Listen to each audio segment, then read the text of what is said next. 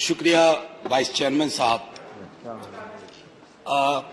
कोई भाषण की शक्ल में नहीं है, एक शोक संतप्त गणतंत्र के एक अदना नागरिक समझिए या एक जनप्रतिनिधि समझिए, उसकी ओर से कुछ बातें कही जा रही हैं। और सबसे पहले माफीनामा उन तमाम लोगों को जिनकी मौत को भी हम एक्नॉलेज नहीं कर रहे हैं, जो हम जान ही रहे हैं कि वो मारे गए। तो ये माफीनामा सर सिर्फ मेरा नहीं है। मैं इसलिए ये बात कह रहा हूं कि मई के महीने में मैंने 6 आर्टिकल लिखे। संसद चल नहीं रही थी, कहां अपनी शिकायत ले जाते, किससे कहते। मुझे भाजपा के मित्रों ने, कई साथियों ने कॉल किया, बधाई दी। मैं उनका भी एहतराम करता हूं और कहता हूं कि ये भरोसा इस सदन का है कि हम सबको एक साझा माफीनामा उन लोगों के नाम भेजना चाहिए जिनकी लाशें गंगा में तैर रही थी। किसी ने कह दिया ये, किसी ने कह दिया वो। सर दूसरी चीज, मैंने कल सेक्रेटरी जनरल साहब से ही बात करने की कोशिश की, बाकी जगह भी। किसी 2 सत्र के बीच में सर 50 लोगों की ऑबिचुअरी आज तक कभी नहीं हुई संसदीय इतिहास में। राजीव सातव की उम्र थी जाने की इस दुनिया से। रघुनाथ महापात्रा जब मिलते थे गले लगाते थे, बोलते थे जय जगन्नाथ। अचानक में वो नहीं है। ये पीड़ा व्यक्तिगत है, आंकड़ा मैं नहीं कहना चाहता हूं, मेरा आंकड़ा, तुम्हारा आंकड़ा। अपनी पीड़ा में आंकड़ा ढूंढिए। एक व्यक्ति नहीं है इस देश में, इस सदन में, सदन के बाहर, उस सदन में जो ये कहे कि उसने किसी जानने वाले को ना खोया हो। सर पीड़ा कह सकता हूं। ऑक्सीजन के लिए लोग फोन करते थे, हम अरेंज नहीं कर पाते थे। लोग समझते हैं सांसद है, ऑक्सीजन पिछा देगा। 100 फोन में पूरे दिन में शाम को बैठ के देखते थे। Success rate 2, success rate 3। हमको कौन सा आंकड़ा कोई बताएगा साहब? हमको नहीं, किसी आंकड़े की बात नहीं करनी है। हमें देखना है कि जो लोग गए वो जिंदा दस्तावेज छोड़ के गए हैं हमारे फेलियर का। मैं आपकी बात नहीं कर रहा हूं साहब। आप कहिएगा 70 साल में कुछ नहीं हुआ, मैं उसमें जाना ही नहीं चाहता। ये कलेक्टिव फेलियर है 47 से लेकर अब तक की सारी सरकारों का। क्या बना दिया हमने? मुझे पता नहीं था कि अस्पताल और ऑक्सीजन का क्या रिश्ता होता है सर। ईमानदारी से कहता हूं, मैं मेडिकल बैकग्राउंड से नहीं आता हूं।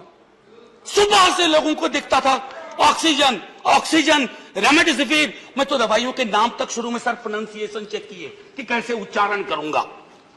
ये हालत है। और तब हम आंकड़ों की बात कर रहे हैं, तब हम ये बात कर रहे हैं थैंक यू फलाना साहब, चिलाना साहब। सर मैं यहां से निकलता हूं, बहुत बड़ा विज्ञापन लगा हुआ है, मुफ्त वैक्सीन, मुफ्त राशन, मुफ्त इलाज। सर एक मिनट, मैंने किसी नहीं, please I don't want my time. मैं किसी दल की ओर से आज नहीं बोल रहा हूं। मैं दावे के साथ कहता हूं, मैं लाखों लोगों की ओर से बोल रहा हूं जो यहां बोलना चाहते हैं। अब मेरी बात सुनिए, आज शिकायत नहीं कर रहा हूं आपसे। ये वेलफेयर स्टेट है ना। एक साबुन की टिकिया अगर कोई गरीब गांव में खरीद रहा है ना सर, तो अडानी अंबानी के बराबर का करदाता है। आप उसको कह रहे हो मुफ्त वैक्सीन, मुफ्त इलाज, मुफ्त राशन। नहीं साहब, कुछ मुफ्त नहीं है, उसका स्टेट है। इस वेलफेयर स्टेट का कमिटमेंट है। उसको आप डिनाग्रेट मत करिए, डेमोनाइज मत करिए, उसे बौना मत बनाइए। ये आग्रह है मेरा। सर मैं इससे पहले की कुछ और बातें कहूं, मेरे पास अभी वक्त है। सर इस कोरोना को मैं भी मानता हूं, मेरे पूर्व के वक्ता कुछ कह रहे थे, ये चैलेंज है हमारे लिए सर। बहुत बड़ी बड़ी बातें नए नए कानून की हो रही है। राइट टू हेल्थ की बात क्यों नहीं करते हम लोग? राइट टू हेल्थ, स्वास्थ्य का अधिकार, उसमें कोई किंतु परंतु लेकिन परंतु नहीं। सीधे तौर पे स्वास्थ्य का अधिकार constitutionally guaranteed. Right to life के साथ लिंक करिए। किसी अस्पताल की मजाल नहीं होगी कि वो उस खिलवाड़ कर पाए उस राइट टू लाइफ का। करना नहीं चाहते। राइट टू वर्क, उस पर काम करिए। पॉपुलेशन को लेकर के बहुत बातें हो रही हैं साहब। डेमोग्राफी को, डेमोग्राफर्स को छोड़ दीजिए, बड़ा संश्लिष्ट विज्ञान है, लेकिन ये हम कर सकते हैं इस सदन और उस सदन में। Right to life, right to work पर लेजिस्लेशन लाइए ताकि कोई आपदा आए। अभी तो हमारे लीडर ऑफ हाउस नहीं है, नए नए बने हैं। उनसे मैं कहता, जब वो रेल मंत्री थे, हॉस्पिटैलिटी सेक्टर के लोगों को निकाल दिया गया इसी कोरोना काल में। मैंने लगातार आवाज उठाई, कोई सुनने वाला नहीं है सर, कोई नहीं सुन रहा। अगर आप सांसद की नहीं सुन रहे हैं तो जो छोटे अदना संविदा वाले नौकरी से निकाले गए उसकी कौन सुनेगा सर। एक और अद्भुत चीज हुई इसी कोरोना के दौरान, माननीय उपसभापति महोदय, जब हाहाकार मचा हुआ था हॉस्पिटल के लिए, आईसीयू बेड्स के लिए, दवाइयों के लिए, यह हाहाकार जब मचा हुआ था, उस दौर में सर कई चीजें हुई, जिसमें से एक जो महत्वपूर्ण चीज मैं जिसका जिक्र करूंगा, उस हाहाकार में सरकारें, मैं सिर्फ केंद्र को नहीं कह रहा हूं, कई राज्य सरकारें भी नदारत थी। वो 1.5 महीना कैसे बिताया है इस मुल्क ने, हमारे सदन के कोई लोग बड़े मुश्किल से बच के आए, मैं नाम नहीं लूंगा, पूरे देश ने वो वक्त कैसे बिताया है, नाइटमेयर की तरह लगता है सर, डरावना लगता है। एक मेरा स्टूडेंट पढ़ा है, वह 37 साल का, हॉस्पिटल का बेड जब तक मैंने अरेंज किया वो दुनिया छोड़ के जा चुका था। मैं इसलिए बार बार इसको इसलिए ये कह रहा हूं कि इसमें व्यक्तिगत पीड़ा को ढूंढिए, तब हम इसका निदान ढूंढ पाएंगे।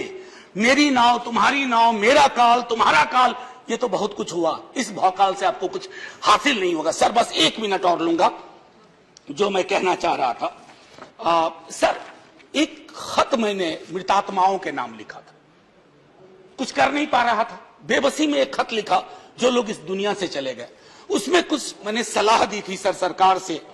और ये जो उस बीच में कहा गया कि सरकारें फेल नहीं की, सिस्टम फेल कर गया। अरे साहब ये सिस्टम कौन क्या है, बचपन से सुनते थे कि सिस्टम के पीछे व्यक्ति होता है, सिस्टम के पीछे एक संरचना होती है। अगर वो सिस्टम फेल किया है, चाहे दिल्ली में या किसी गांव की गलियों में, तो वहां की सरकारें फेल गई, सिस्टम का नाम इसे मत दीजिए, क्योंकि यही वो सिस्टम बनाते हैं। धन्यवाद। और आप बस आखिरी टिप्पणी करने दीजिए। प्रोफेसर धन्यवाद, आपको ज्यादा टाइम दे चुका हूं मैंने। सर बस 10 सेकंड लूंगा। आज जय हिंद बोलने में भी वो खुलूस नहीं आ रहा है जो आम दिनों में हुआ करता है। मैं सिर्फ इतना आपसे आपके माध्यम से कहना चाहता हूं, मैंने एक शिकायत नहीं की सर, किसी से नहीं, किससे शिकायत करेंगे। आहत हूं, जगाना चाहता हूं स्वयं को भी आपको भी, क्योंकि अगर गंगा में तैरती लाशें, सर जिंदगी में डिग्निटी चाहिए, मौत में उससे बड़ी डिग्निटी चाहिए। हमने अनडिग्निफाइड डेथ को विटनेस किया है, और अगर हमने इसको दुरुस्त नहीं किया सर, आने वाली सदियां माफ नहीं करेगी। आप बड़े बड़े इश्तहार छपवाओ, अखबारों के 4 पन्ने रंग दो, फलाना थैंक यू सर इतिहास को थैंक यू कहने का मौका मिलना चाहिए। धन्यवाद। जय हिंद सर। अगर मेरी बात से फिर भी किसी को कष्ट पहुंचाओ, मैं उन्हीं लाखों लोगों की धन्यवाद डेड बॉडी के बिहाफ पे आपसे माफी मांगता हूं। जय हिंद। धन्यवाद। Next speaker is Sanjay.